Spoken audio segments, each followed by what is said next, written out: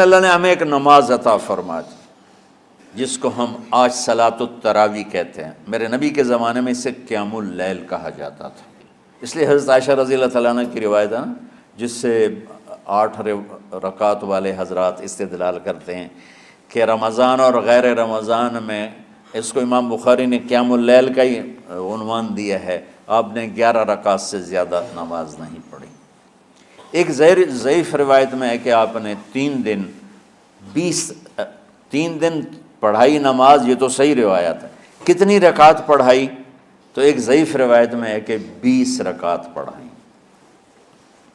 اچھا، ضعیف روایت سے عبادت ثابت نہیں ہو سکتی حکم شرعی، تو جب حضرت عمر رضی اللہ تعالیٰ عنہ نے سب کو، اب میرے نبی کے دور میں 3 دن کے بعد آپ تو آئے نہیں کہ کہیں فرض نہ ہو جائے، تو صحابہ اپنے طور پر قرآن سنتے تھے ٹولیوں میں۔ صدیقی دور میں 2 سال وہ فتنوں میں گزرا، تو اس میں بھی اسی طرح چلا کہ ٹولیوں میں ہوتے تھے۔ حضرت عمر رضی اللہ عنہ کے زمانے میں حکومت مضبوط ہو گئی، طاقتور ہو گئے، تو ابتدائی سالوں میں نہیں، چند سالوں کے بعد اب مسجد میں تشریف لائے تو لوگ اس طرح کوئی 4 ادھر 4 ادھر 5 ادھر 10 ادھر 20 ادھر، تو کہنے لگے ان کو ایک امام پہ جمع کر دیا جائے تو کتنا اچھا ہوگا۔ تو آپ نے سب کو اکٹھا کیا اور ابی بن کعب رضی اللہ تعالیٰ عنہ کو امام بنایا اور سب کو ایک نماز پہ جمع کر کے 20 رکعت کا حکم عطا فرمایا۔ تو حضرت عمر کا یہ عمل اس حدیث کو مضبوط کر دیتا ہے کہ چونکہ میرے نبی نے کہا علیکم بسنتی و سنت الخلفاء الراشدین من بعدی، کہ میری اور میرے خلفاء راشدین کی سنت پر مضبوطی سے عمل کرنا۔ تو حضرت عمر کا جو 20 رکعت طے کرنا ہے، اگر ان کا اپنا اجتہاد ہے تو بھی ہمارے لیے عمل کے لیے کافی ہے، اور اگر ان کو یہ یاد ہے کہ میرے نبی نے 20 پڑھی تھیں تو اور زیادہ اچھی بات ہے۔ لیکن بہرحال جو 8 پڑھتا ہے ہمارا اس پہ بھی کوئی اعتراض نہیں، چونکہ وہ بھی حدیث کے ساتھ بات کرتا ہے، اور باقی پوری امت 20 پڑھتی ہے ان پر بھی اعتراض نہیں۔ میں ایک جگہ سے گزر رہا تھا، نماز کا وقت ہو گیا، اہل حدیث کی مسجد تھی، میں وہاں نماز پڑھنے چلا گیا، تو ایک بہت بڑا اشتہار لکھا ہوا تھا 20 تراویح ثابت کرنے والے کو 5 لاکھ روپے انعام، کہ 20 تراویح، سینکڑوں سال سے امت کا عمل 20 تراویح آ رہا ہے۔ تراویح کا نام جو پڑھا مجھے یوں لگتا ہے کہ اہل مکہ، یعنی اہل مکہ جو تھے نا، وہ 4 تراویح پڑھ کے ایک طواف کرتے تھے، تو وہ آرام کے لیے ہوتا، ترویحہ آرام، تھوڑی دیر کا آرام، تو 4 تراویح کے بعد ایک طواف کرتے تھے، وہ چھوٹا سا طواف 10 منٹ میں ختم ہو جاتا تھا، اور پھر 4 تراویح پڑھتے تھے، پھر طواف کرتے تھے، پھر 4 پڑھتے تھے، پھر طواف کرتے تھے۔ یہ صحابہ کے تھوڑے بعد کے دور کی بات۔ تو مدینے والوں کو پتہ چلا کہ مکے والے تو یہ کرتے ہیں، وہ کہنے لگے اساں کی کریے، انہوں نے کہا اسی 40 تراویح پڑھیں گے، 40 رکعت، وہ 40 رکعت پڑھتے تھے۔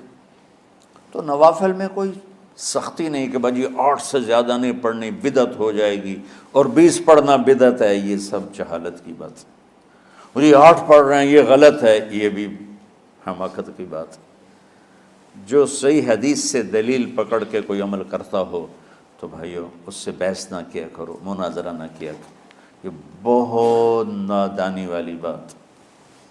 اور امت کا خلق لاکھوں کروڑوں انسانوں کا ایک عمل پہ جمع ہونا، یہ بذات خود اس کی طاقت کی ایک دلیل۔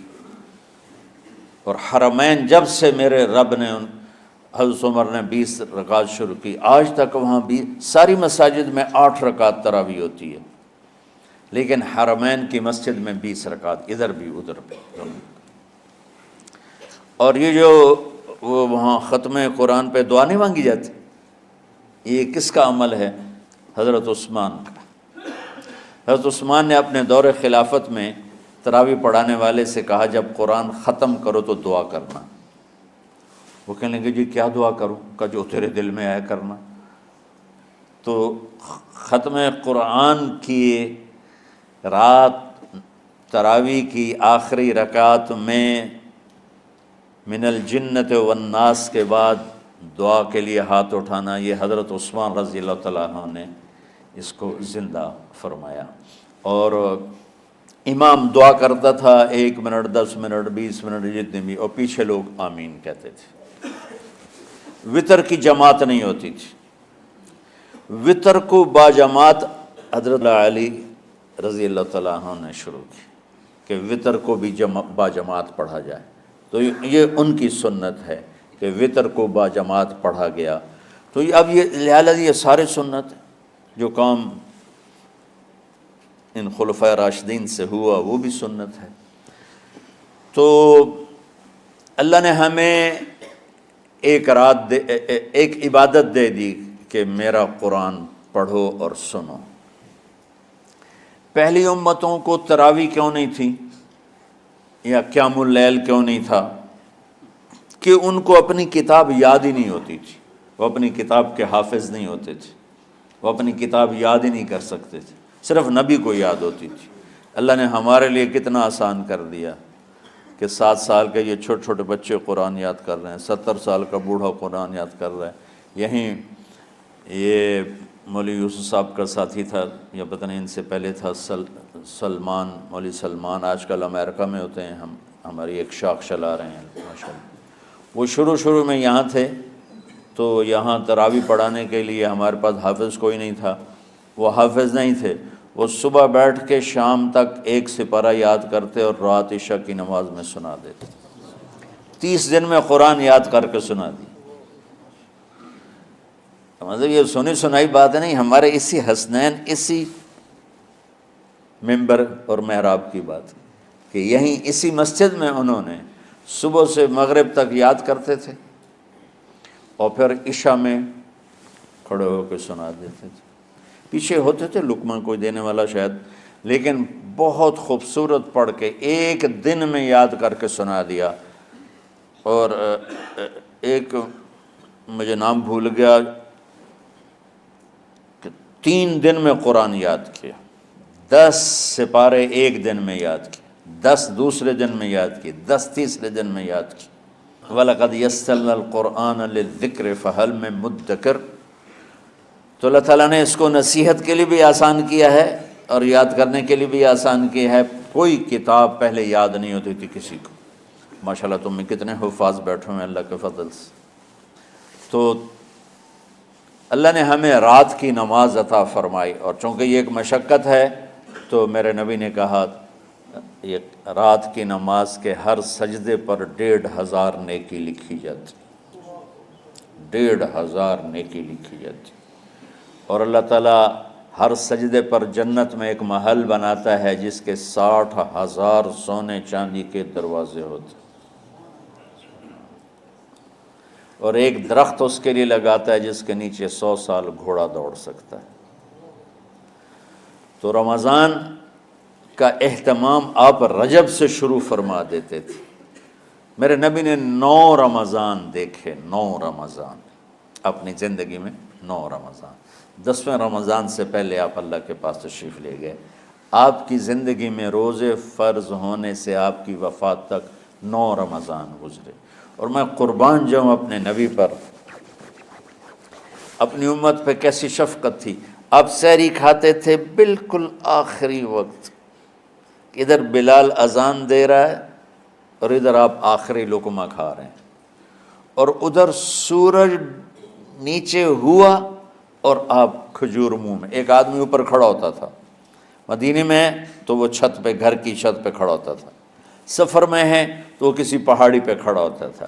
جو ہی سورج کا کنارہ نیچے جاتا اب فوراً وہ کہتا یا رسول اللہ قد غربت، تو آپ کھجور منہ میں ڈال لیتے تھے، یا پانی، کبھی پانی سے افطار فرماتے تھے، کبھی کھجور سے افطار فرماتے تھے، کہ میری امت پہ بھوک کا وقت کم سے کم آئے۔ آج کل جو یہ ہمارے افطاری کے اوقات ہیں نا، یہ سورج ڈوبنے کے بھی 2-2.5 منٹ بعد کے ہیں کہ احتیاطاً، ٹھیک ہے چلو احتیاط کر لو کوئی مسئلہ نہیں، لیکن اصل ہے ادھر چونکہ اب سورج ہمیں نظر ہی نہیں آتا ہے، اس طرح ہم گھرے ہوئے ہیں شہروں میں، دیہاتوں میں بھی اب اس طرح کا ماحول ہے کہ وہ نظر نہیں آتا ہے، تو بہتر کہ ادھر سورج غائب ہو، ادھر لقمہ منہ میں جائے، لیکن یہ تب ہے جب آپ نظر آ رہا ہو۔ اب جب آپ یہاں بیٹھے ہو حسنین میں تو یہاں تو کوئی سورہ نظر نہیں آئے گا، یہاں تو مینار ہی نظر آئے گا، تو لہٰذا احتیاط ٹھیک۔ ہمارے اہل حدیث بھائی وہ 2 منٹ پہلے ہم سے افطار کرتے ہیں، تو بڑی اچھی بات ہے کہ سورج کے غروب ہونے کا جو اصل وقت ہے اس کے ساتھ ہی افطار کرنا۔ اور سحری میں ایک واقعہ سناتا ہوں، آپ سحری کھا رہے تھے، بکرے کی سری پکی ہوئی تھی، تو مولا علی رضی اللہ تعالیٰ عنہ اور عرباض بن ساریہ رضی اللہ تعالیٰ عنہ آپ کے ساتھ کھانا کھا رہے تھے، تو حضرت بلال ہے، یا رسول اللہ وقت ختم ہو گیا ہے، میں اذان دینے جا رہا ہوں، آپ برائے مہربانی کھانا پینا بند کریں۔ اور یہ کہہ کر چلے گئے۔ چھت، ایک انصاری عورت تھی، اس کے گھر کی چھت پہ چڑھ کے اذان دیتے تھے۔ چڑھنے لگے تو پھر واپس آئے کہ دیکھوں اللہ کے نبی نے کھانا چھوڑ دیا یا نہیں، آ کے دیکھا تو وہ کھا رہے تھے۔ انہوں نے کہا یا رسول اللہ واللہ لقد اصبحت، یا رسول اللہ اللہ کی قسم سحری کا وقت ختم ہو گیا، صبح ہو گئی۔ تو آپ نے ہاتھ پیچھے کر لیا، کہہ رہے تیرا بھلا ہو بلال، ابھی وقت باقی تھا، تیرے قسم کھانے پر اللہ نے اس کو پہلے نکال دیا کہ تیری قسم کہیں جھوٹی نہ پڑ جائے۔ تو حضرت علی نے فرمایا کہ اگر بلال قسم نہ کھاتے تو جب تک میرے نبی کھاتے رہتے صبح صادق نہیں ہونی تھی۔